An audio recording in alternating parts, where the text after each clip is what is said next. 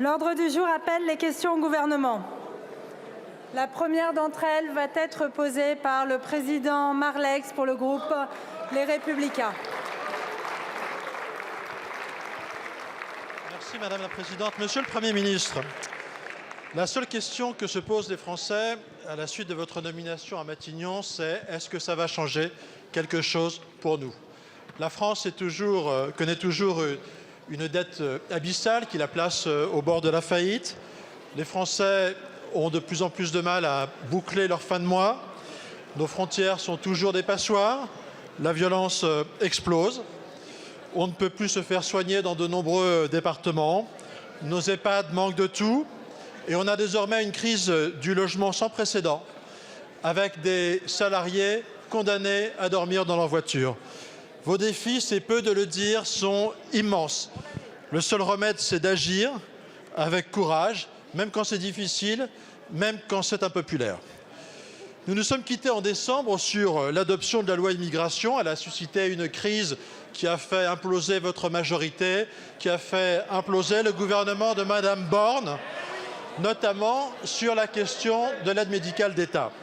Cette aide sociale, versée au bénéfice de 400 000 clandestins, coûte 1,2 milliard aux Français.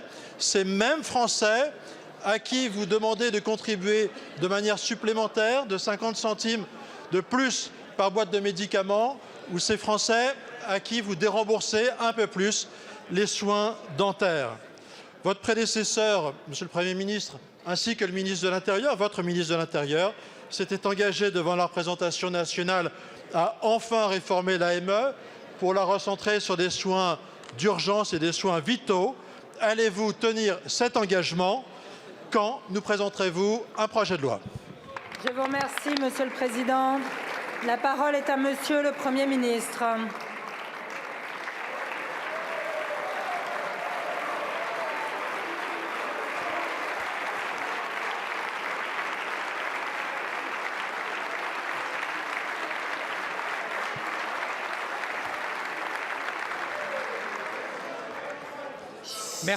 Merci Madame la Présidente, Mesdames et Messieurs les députés, Monsieur le Président Marlex.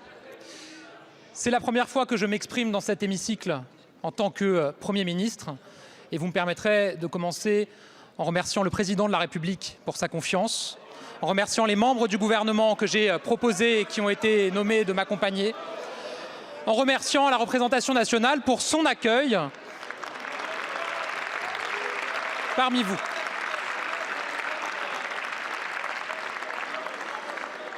Monsieur le Président Marlex,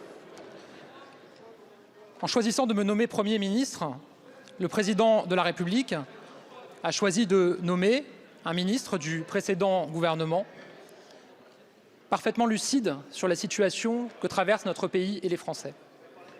Oui, notre pays traverse de très grands défis, comme le monde. Oui, des Français traversent de très grandes difficultés. Oui, il y a des Français qui doutent, il y a des Français qui souffrent, il y a des Français en colère, des Français qui n'y croient plus.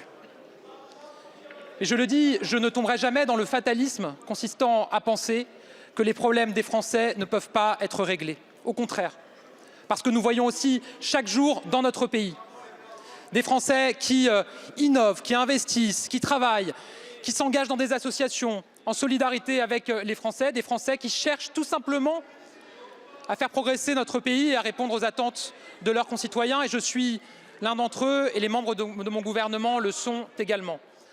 J'aurai l'occasion évidemment de présenter ma déclaration de politique générale et nous aurons l'occasion d'avancer sur un certain nombre de chantiers ensemble. Je le dis, je suis lucide sur ces difficultés et totalement mobilisé pour y répondre, notamment celle que vous avez évoquée. Vous avez posé une question s'agissant de l'immigration, de notre modèle social et de l'aide médicale d'État. Un texte a été débattu au Parlement, un texte a été adopté, le Conseil constitutionnel en est saisi et se prononcera prochainement. Dans le cadre de ce texte, un débat a eu lieu sur l'aide médicale d'État. Elisabeth Borne, ma prédécesseure, a effectivement adressé un courrier en prenant un engagement et cet engagement sera tenu, Monsieur le Président Marlex. J'aurai l'occasion, dans ma déclaration de politique générale, à revenir sur les chantiers à venir, sur la méthode de travail. Mais vous l'aurez compris, je souhaite avancer vite, avancer fort sur les préoccupations de nos concitoyens pour permettre à notre pays d'affronter les grands défis qui sont devant lui. Je vous remercie. Je vous remercie, Monsieur le Premier ministre. Monsieur le Président.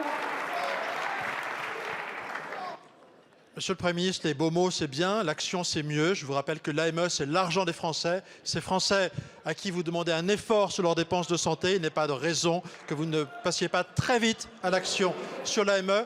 On l'attend pour ce début de l'année, comme promis par votre prédécesseur. Merci beaucoup. La parole est à Monsieur Christophe Naegelen.